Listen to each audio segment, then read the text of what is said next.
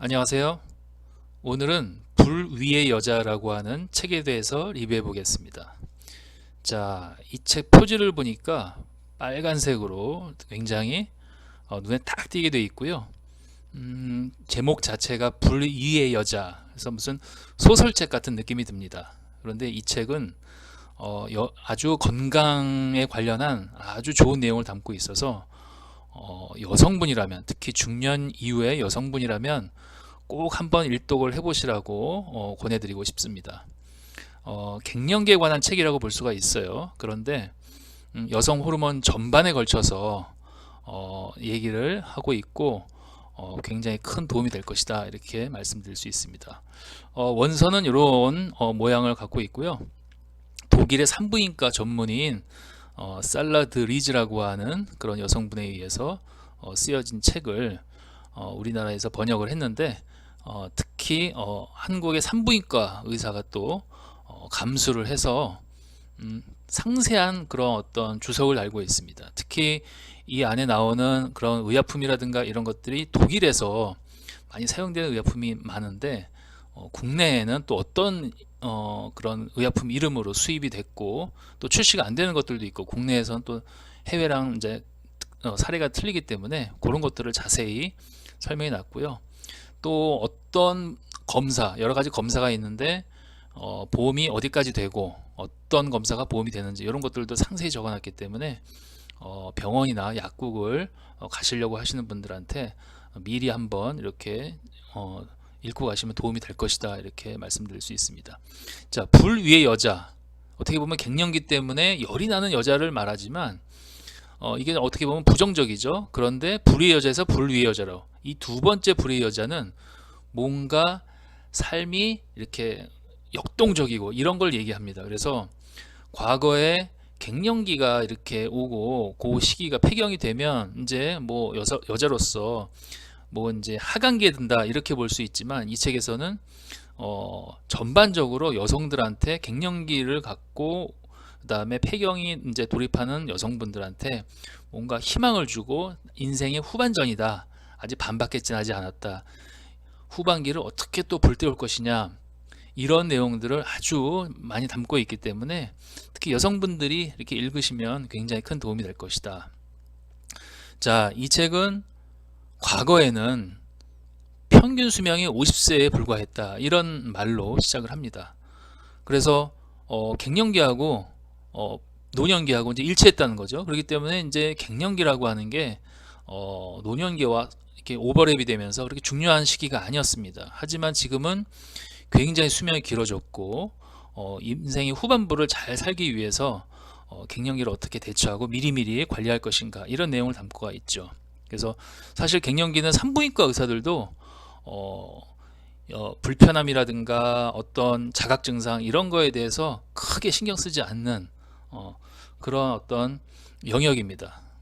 그래서 그런 것들을 뭐 질병이다 이렇게 생각하지 않고 그냥 참아야 되는, 감내해야 되는 그런 영역으로 많이들 생각을 하는데, 그렇지 않다는 거죠. 이 의사는 미리 30대 후반부터 감소되는 그런 호르몬을 갖다가 충분히 미리미리 대처해주고 공급해줌으로써 갱년기도 슬기롭게 보낼 수 있고 갱년기 이후, 폐경 이후의 삶을 굉장히 행복하고 즐겁게 살 수 있다, 이런 내용을 담고 있습니다. 그래서 호르몬 요법을 이렇게 권장하는 내용을 담고 있는데, 특히 중요한 것은 합성 호르몬과 생체 동등성 호르몬을 구분해서 합성 호르몬이 아닌 생체 동등성 호르몬으로 먹거나 바르거나 이렇게 해줘야 된다는 그런 얘기를 아주 강조를 하고 있습니다. 그래서 우리가 호르몬 하면 굉장히 뭐 암을 일으키거나, 특히 이제 여성 호르몬 이런 것들은 유방암을 일으키거나 이런 이제 이미지가 굉장히 많은데, 이 뒷부분에서 그렇지 않다라고 하는 부분, 생체 동등성 호르몬은 그렇지 않다라고 하는 그런 부분 상당히 강조를 하고 있습니다. 그래서 이런 이제 생체 동등성 호르몬을 잘 사용하는 방법들을 잘 얘기해 주고 있습니다. 자, 일단 처음 시작은 중년 이후에 여성분들이 몸 안에서 감소하는 호르몬 3종에 대해서 간단하게 특징을 소개하고 있습니다. 이 세 가지가 이제 감소된다라고 하는 그런 내용이죠. 자, 첫 번째 가장 잘 알려진 게 에스트로겐입니다. 에스트로겐은 2차 성징 때 가슴과 허벅지가 나오게 하는, 그러니까 여성스럽게 만들고 아름다워지려고 하는 그러한 욕구를 만들어주는, 또 사춘기에 격정적인 감정, 뭔가 예민하고 미묘하고 이런 어떤 감정들을 만들어주는 그런 호르몬이죠. 의학적으로는 이게 이제 28일 월경주기인데요. 월경주기 전반부에 자궁 내막이 점점 두꺼워지는 그런 역할을 합니다. 그래서 우리가 이제 임신 주기라고 이 생리 주기라고 하는 게 수정란을 임신 색상을 해서 임신을 하려고 하는 그런 걸 대비하는 그런 어떤 준비 과정인데, 그 과정 전반부, 배란 전반부에 에스트로겐이 나와서 자궁 내벽을 두껍게 해주고요. 후반부에는 이제 프로게스테론이 반대로 나와서 또 두꺼워진 자궁 내벽을 갖다가 이제 착상이라든가 이런 것들을 할 수 있는 그런 조건을 만들어주는 게 바로 프로게스테론이죠. 자, 일단 에스트로겐은 이러한 전반부에 나오는 호르몬이고요. 근데 중요한 것은 이 에스트로겐은 에스트로겐 수용체가 우리가 생식기라든가 또 이제 우리가 골다공증 얘기할 때 뼈에 이제 에스트로겐 수용체가 많아서 에스트로겐이 골다공증 예방한다 이렇게 알고 있지만, 그 이외에도 혈관, 심장, 뇌, 관절 이런 전신에 에스트로겐 수용체가 있어서 이 에스트로겐이 전신에 영향을 미친다라고 하는 게 중요합니다. 자, 두 번째 여성 호르몬 바로 프로게스테론이죠. 바로 여기 보시면 배란이 되고 배란이 된 남포가 이제 황체가 되는데, 그 황체에서 분비되는 호르몬이 바로 프로게스테론입니다. 그래서 월경주기 후반부에 이렇게 많이 나오게 되고요. 프로게스테론까지 이제 나오다가 프로게스테론이 감소하면 그때 이제 월경이 일어나게 되죠. 자, 이 프로게스테론은 에스트로겐은 굉장히 아름다워지려고 하는 그런 특징을 갖고 있다면, 그래서 굉장히 그 미묘한 감정을 만들어낸다면, 프로게스테론은 쿨하고 뭔가 대수롭지 않게 여기고 여유롭고 마음을 안정하게 잠을 잘 오게 한다든가 이렇게 편안하게 해주는 그러한 호르몬이에요. 이 뇌의 가바 수용체를 자극을 하는, 그래서 마음을 편안하게 해주는 호르몬이다. 어떻게 보면 에스트로겐과 조금 성격적으로 좀 반대되는 그런 호르몬이라고 볼 수가 있습니다.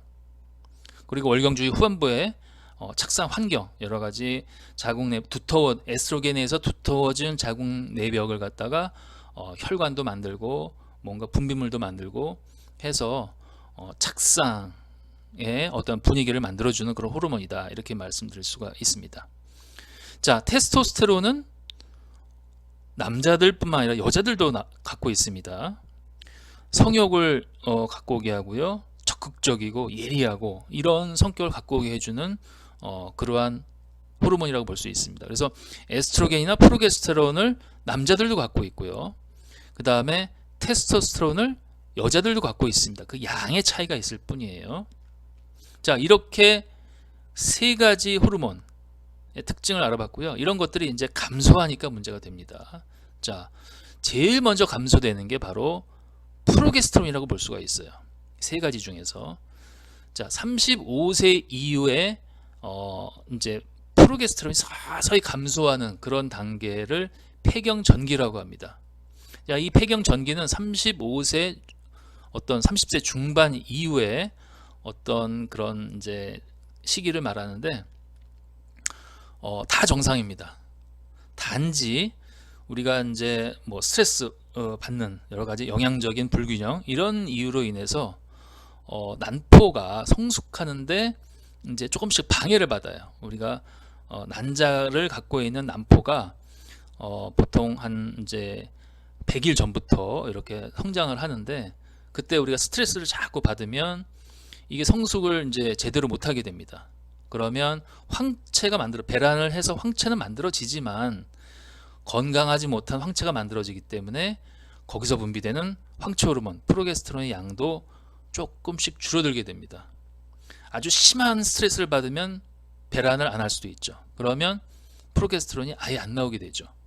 어쨌거나 이런 두 가지 현상 때문에 프로게스테론의 양이 에스트로겐은 그냥 정상으로 갑니다. 40대까지도.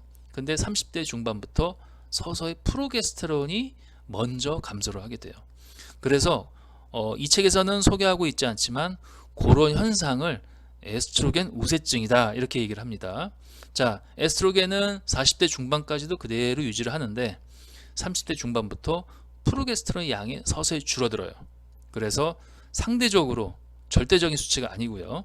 에스트로겐이 상대적으로 프로게스테론에 비해서 우세하다. 그런 시기가 35세부터 한 45세, 50세까지 계속 이렇게 그 시기를 얘기를 합니다. 자, 그런데 이 에스트로겐 우세증이 왜 중요하냐면은 프로게스테론이 에스트로겐의 어떠한 특징을 조율해주고 있었잖아요. 막 불안, 초조하고 격정적인 이런 감정을 프로게스테론이 억제를 해주고 있었어요. 프로게스테론은 뭔가 쿨하고 안정을 취해주는 그런 성질이 있다고 했는데 그 프로게스테론이 부족하게 되니까 30대 중반 이후부터 이런 PMS, 생리전증후군이라고 해서 뭔가 불안, 초조하고 생리통이 심하고 이런 현상들, 잠이 안 오고 이런 현상들이 나타난다는 것이죠. 프로게스테론의 부족에 의해서. 그리고 이런 것들이 이제 점점 심화됩니다. 자, 그래서 이 생리전증후군 PMS가 만약에 심하다면 여성분들한테 나이 생활이 너무 스트레스 속에 있지 않은가. 뭐 직장 스트레스 있을 수 있지만 가정에서 주부들도 가족을 위해서 뭔가 남편이 내조라든가 아니면 자식들이 이제 35세 40대면은 이제 중고생들 사춘기 이제 수험생 이런 시기로 가는데 자식들이 그 시기에 너무 자식들을 위한 생각만 해서 스스로 울분이라든가 이런 거를 억누르고 참고 견디고 이런 현상이 누적되면 이러한 스트레스로 이제 다가오면서 이러한 육체적으로 프로게스테론이 부족해서 생리전증후군 이러한 문제들이 시작이 된다라고 하는 것이죠. 이게 바로 폐경기, 갱년기로 가는 그런 과정이다 이렇게 말씀드릴 수가 있어요. 그래서 이 책에서는 이러한 여성분들한테 좀 더 이런 생활이라든가 이런 것들을 적극적으로 바꿔줘라 이런 얘기들을 굉장히 많이 하고 있습니다. 자, 그러다가 이제 40대 중반 정도가 되면 바로 폐경 이행기로 들어가는데 이게 이제 우리가 쉽게 얘기하는 갱년기입니다. 그래서 월경은 정상일 수도 있고 불규칙일 수도 있어요. 폐경 전 3년에서 10년 사이를 얘기를 하고요. 프로게스테론이 먼저 감소를 했죠. 첫 번째로. 그래서 이제 이런 시기에 왔고요. 드디어 40대 중반에서 에스트로겐도 감소를 합니다. 그래서 에스트로겐이 감소를 하면 이제 드디어 열감이 나타나요. 갱년기 열이라고 해서. 자, 그런데 이 에스트로겐은 뭐였죠? 뭔가 외모를 중시하고 모성 본능, 자식을 위해서, 남편을 위해서 자기 스트레스를 감내하면서 뭔가 모성애를 발휘하는 그러한 호르몬이었는데 이게 이제 감소가 된다는 것이에요. 그래서 이 시기가 되면 모성 본능이 이제 감소되면서 더 이상 나 일 못하겠다, 폭탄성을 한다든가 이런 이제 상황이 오는 것이죠. 이런 성격을 갖고 오고요. 그 다음에 이제 직관. 이 저자는 이 시기에 여자들의 그 아주 직관력이 발달한다고 합니다. 이 에스트로겐이 그런 것들을 감추고 있었는데 이것이 감소되면서 직관력이 만들어지는 그런 시기라고 이제 얘기를 하고 있어요. 자, 1번 프로게스테론이 먼저 감소됐고요. 그 다음에 에스트로겐이 감소가 됐죠. 그러면서 이 테스토스테론이라고 하는 호르몬만 남게 돼요.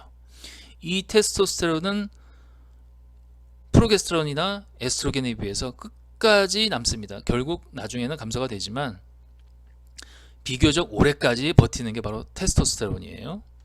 이 프로게스테론과 에스트로겐이라고 하는 두 개의 베일이 벗겨지니까 어떻게 보면 이 폐경기 가까워지면 여자들이 뭔가 이렇게 좀 남성화되고 결단력이 세지는 경우도 있죠.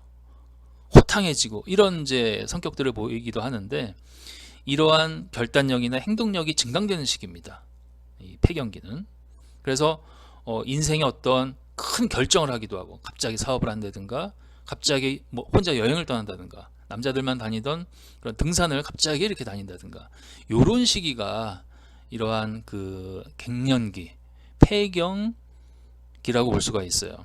그래서 어떻게 보면 여성분들이 이러한 남성 호르몬 때문에 더 이렇게 즐겁게, 더 활력 있게 살 수도 있는 그런 시기라고 하는 것이죠. 이런 것들을 잘 케어해주면 폐경 이후의 삶이 굉장히 즐겁고 활력 있는 삶을 살 수 있다. 이렇게 저자는 또 얘기를 하고 있습니다. 자, 드디어 이제 폐경이 됩니다. 폐경 보통 이제 50세 전후인데 의학적으로는 12개월간 연속적으로 월경이 없으면 폐경입니다. 그러니까 8개월, 9개월까지 월경이 없다가 월경이 나와요. 그러면은 이제 그 시기는 폐경기가 아닙니다. 연속적으로 12개월이 없는 경우에 폐경이다 이렇게 얘기를 하고요. 자, 이때는 굉장히 이제 다양한 이제 신체적인 문제들이 이제 발생을 합니다. 몇 가지를 이제 말씀을 드리는데요. 첫 번째가 질 건조증으로 알려진 질 위축증이죠. 질 상피세포가 굉장히 얇아져요. 이제 더 이상 여성 호르몬이 안 나오기 때문에 이렇게 얇아지면서 성교통이나 가려움증이 생기게 됩니다. 자, 저자는 이때 에스트로겐 외용제를 쓰라고 해요. 에스트리올로 되어 있는 에스트로겐 중에서 자, 에스트론, 에스트라디올, 에스트리올 이렇게 세 가지가 있는데 에스트리올 외용 연고가 있다고 합니다. 근데 국내에서는 안 나와요. 이 책을 잘 보시면 감수자가 얘기를 하고 있는데 우리나라에서는 이제 그 질 좌제만 나오고 있는데 자, 어쨌거나 바르는 걸 쓰라고 해요. 근데 전시에는 거의 영향이 없고 유럽에는 질 유산균까지 같이 들어가 있는 크림도 이렇게 출시가 된다고 합니다. 그래서 이제 질 위축증이 이제 가장 대표적으로 폐경기의 어떤 문제고요. 그 다음에 이제 요실금이라고 하는 게 생기는데요. 이게 이제 여성분들한테 엄청난 수치심을 가져오기 때문에 이걸 위해서라도 반드시 미리미리 호르몬요법을 써서 꼭 예방을 하라고 얘기를 합니다. 자, 요실금은 두 가지 이유가 있는데 복압성이 있고 절박성이 있습니다. 외부 자극이 갑자기 확 가해지면 이제 복압성으로 인해서 이제 요실금을 하는 건데요. 이러한 골반 기저근이나 관략근 이런 것들이 약화돼서 그렇습니다. 이것을 강화시키는 게 바로 콜라겐이었는데 에스트로겐이 부족하면 콜라겐 생성을 못하게 된다고 해요. 그래서 에스트로겐을 충분히 미리미리 보충을 해주면 콜라겐이 충분히 좀 더 만들어지면서 이런 관략근이라든가 골반 기저근을 갖다가 강화시킬 수 있다. 이제 복압성 요실금이고요. 절박성 요실금은 참지 못하는 거예요. 소변이 방광에 꽉 차야지만 이제 화장실 가고 싶어지는데 뭐 한 5분의 1밖에 안 찼는데도 의의를 느껴서 이제 화장실 가게 되는 그래서 절박성이라고 하는데 이런 것들은 이렇게 이유는 잘 모르고요. 이런 것들이 조금 더 이제 골치 아픈 문제가 되죠. 자, 그 다음에 이 책에서는 폐경기에도 성생활을 얼마든지 잘 할 수 있다 해서 많은 부분을 할애해서 여성들을 위해서 폐경기 또는 폐경기 이후의 성생활에 대해서 많이 디테일하게 얘기를 해주고 있습니다. 자, 그 다음에 관절통, 섬유 근육통. 우리 40대 이후에 관절 통증이 오는 여성분들이 굉장히 많죠. 그때 우리는 정형외과를 가기 쉬운데 저자는 정형외과를 가기보다는 산부인과를 먼저 가라고 해요. 왜냐하면 관절에도 에스트로겐 수용체가 굉장히 많다고 합니다. 그래서 이 에스트로겐이 부족해지니까 관절이 약해지는 거죠. 그래서 산부인과 가서 호르몬 대치요법을 한번 써보라는 거예요. 여성에 한해서는. 자, 그리고 연골 같은 경우에 남성보다 여성들이 훨씬 더 빠르게 소실한다고 되어 있습니다. 그렇기 때문에 이 에스트로겐 부족 현상 이 부분을 갖다가 꼭 체크를 꼭 해줘라. 여성의 경우에는 그렇게 강조를 많이 하고 있고요. 그 다음에 이제 폐경기에 가장 많이 우리가 또 많이 느끼는 게 바로 뱃살이 증가되는 거죠. 아랫배.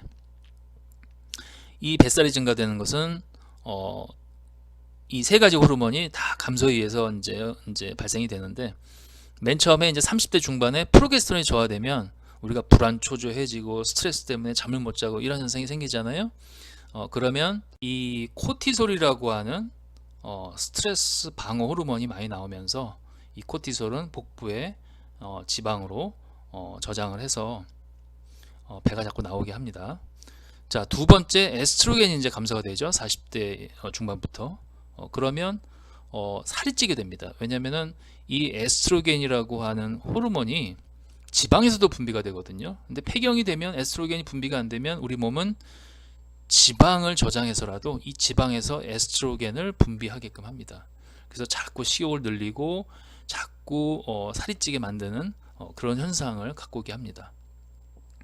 그리고 이제 마지막까지 버티는 게 테스토스테론이었는데 이 테스토스테론마저도 이제 저하가 되면 그때 이제 근육이 약해지면서 자꾸 이제 살이 찌게 되죠. 우리 남자나 여자나 이 테스토스테론이 저하되면 이 코티솔이 반대로 이제 증가되면서 이 근소실증 이런 것들이 오게 되는데 남자나 여자나 마찬가지입니다. 그래서 자꾸 살이 찌게 되는 것이죠. 이런 호르몬의 어떤 고갈로 인해서.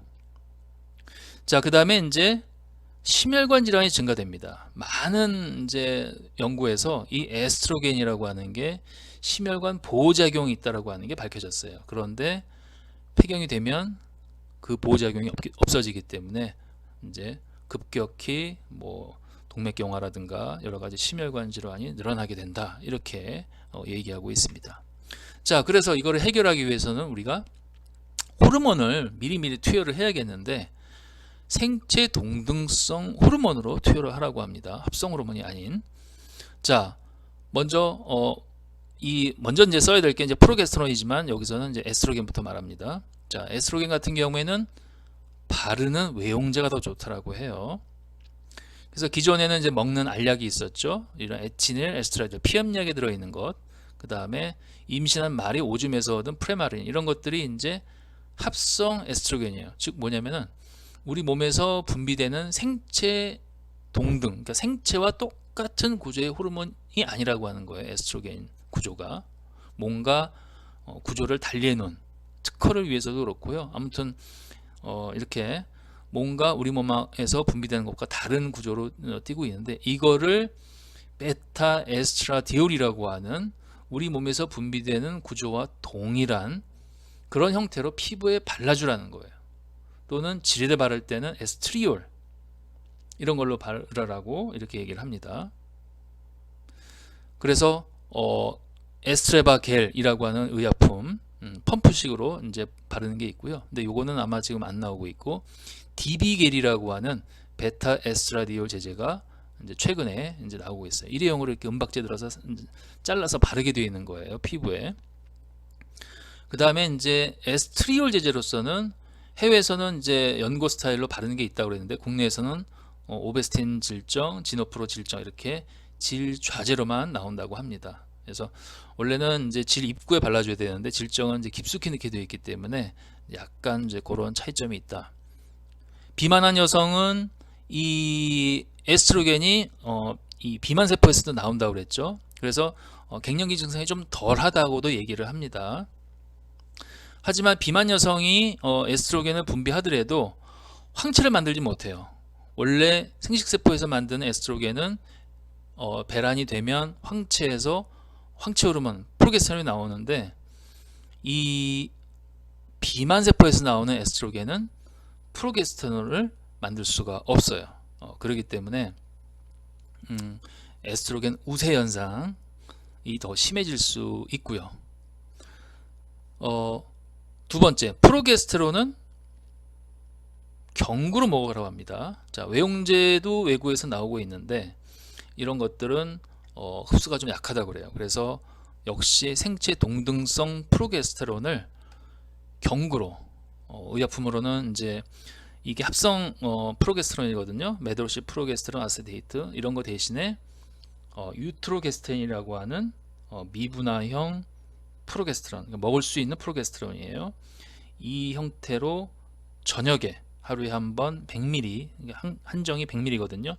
그거를 먹어서 섭취를 해줘라, 복용을 해줘라 이렇게 얘기를 합니다. 자, 프로게스테론은 게스타겐의 큰 범주 안에 들어갑니다. 이 게스타겐이라고 하는 거는 합성 프로게스테론, 즉 프로게스틴이라고 하는데 이런 합성 프로게스테론이나 또는 생체 동등성 프로게스테론 모두를 합쳐서 게스타겐이라고 부릅니다. 하지만 그 중에서 프로게스테론이라는 이름만이 생체 동등성 게스타겐이라고 하는 거예요.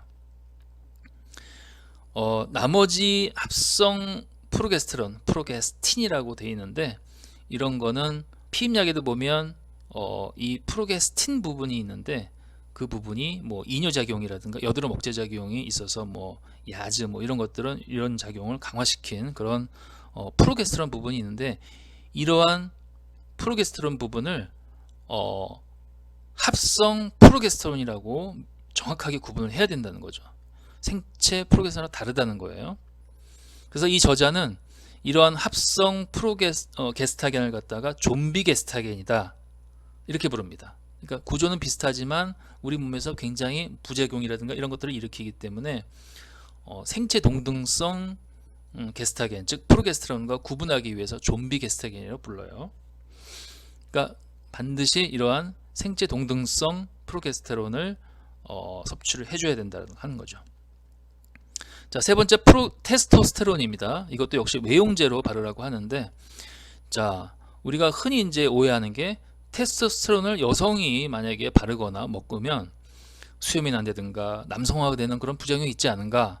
테스토겔이라고 이제 상품명이 되어 있는데, 이렇게 우려할 수가 있지만, 저자는 이 에스트로겐과 프로게스테론을 잘 공급을 해준다면 이 테스토스테론 공급에 의한 여성분들의 이런 남성화 문제는 거의 없다.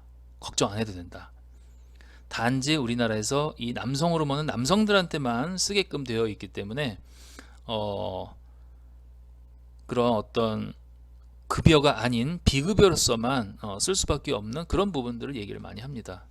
그래서 이런 부분들은 우리나라의 산부인과 의사들도 잘 생각을 안 하고 있는 부분이기 때문에 의사들을 이렇게 일깨우는 그런 책 내용이 될 수도 있습니다. 자, 중요한 거는 이렇게 1번, 2번, 3번 세 가지 호르몬이 이제 부족하게 되니까 공급을 해줘야 된다고 말씀을 드렸는데, 적용 시기도 굉장히 중요하다고 합니다. 그래서 이 책에서는 기회의 창이 열린다. 그 열렸을 때 꼭 써야 된다.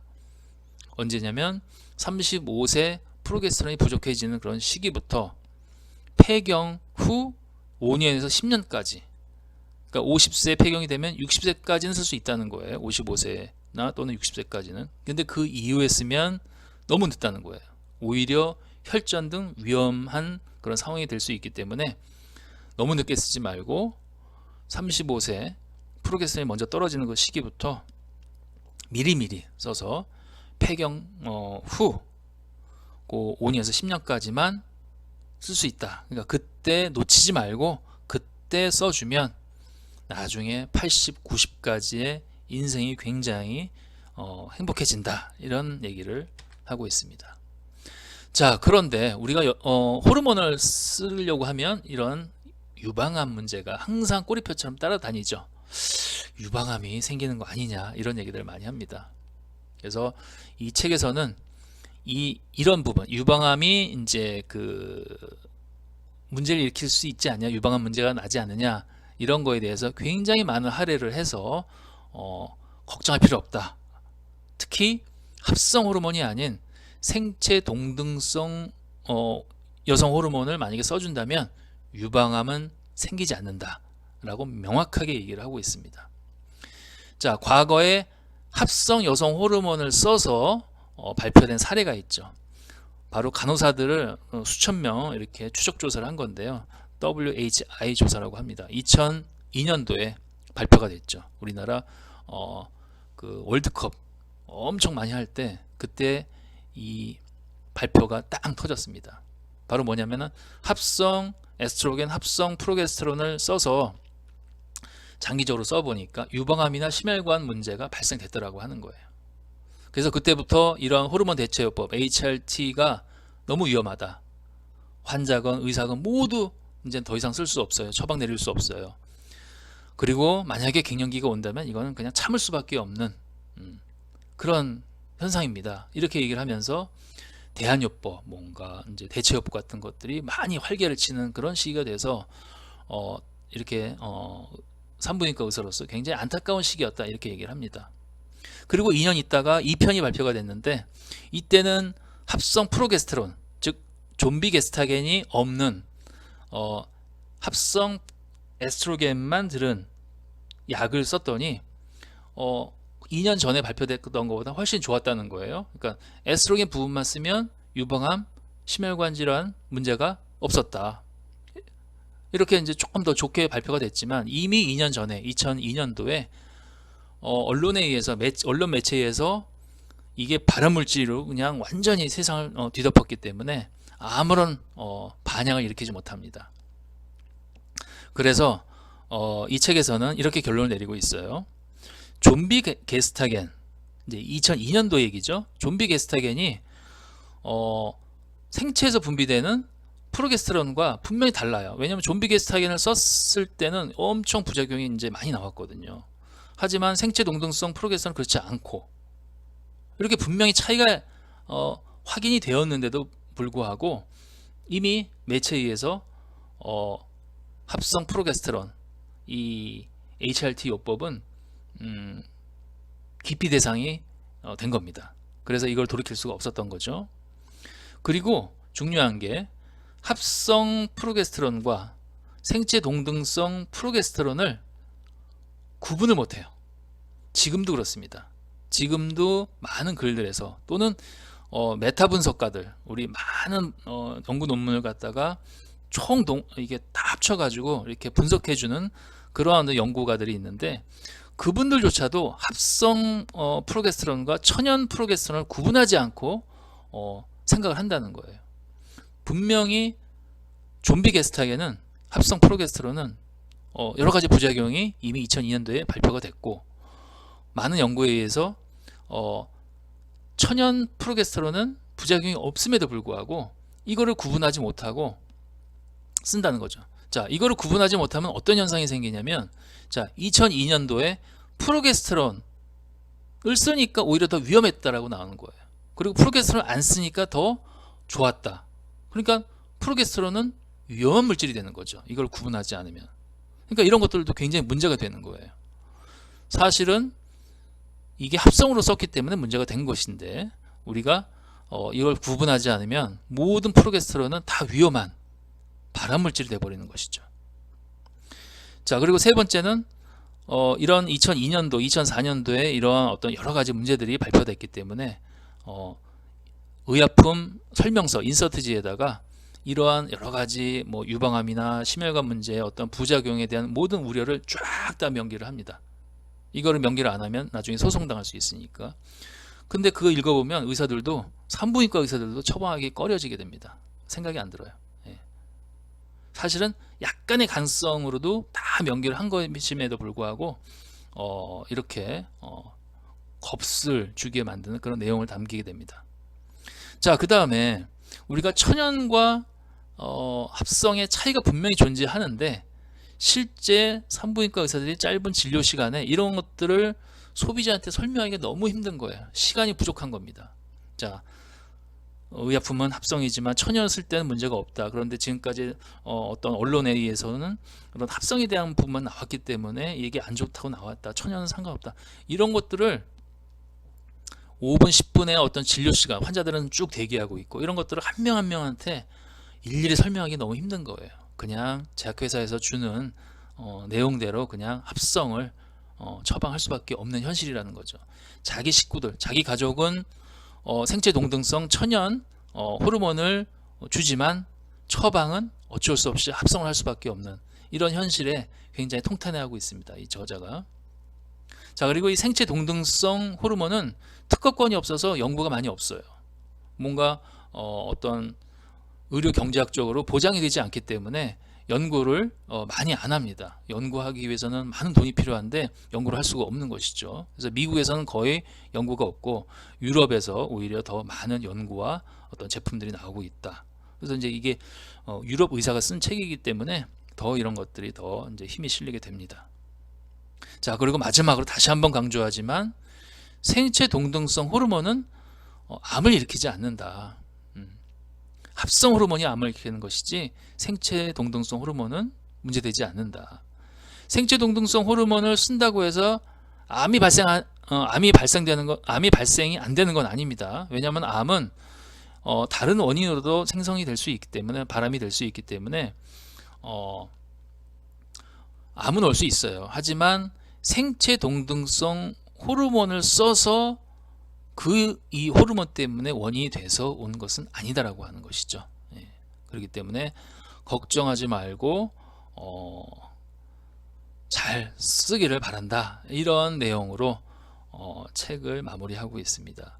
물론 이러한 생체 동등성 호르몬을 처방용이죠. 처방을 받기 위해서는 산부인과를 들려야 됩니다. 그래서 산부인과 의사, 독일과 한국의 산부인과 의사분이 이 책을 쓰고 감수를 했기 때문에 결국은 산부인과를 많이 다녀라, 이런 결론으로 우리가 생각할 수도 있지만 어떤 그 합성과 천연의 어떤 차이점, 이런 부분을 강조한 그런 내용은 굉장히 우리가 잘 새겨듣고 우리 몸에 적용해 볼 필요가 있다, 이런 내용이 굉장히 중요하다, 이런 말씀을 다시 한번 저도 생각하는 계기가 됐고 굉장히 중요해서 이렇게 한번 소개를 해 드렸습니다. 자, 오늘 내용은 여기까지입니다.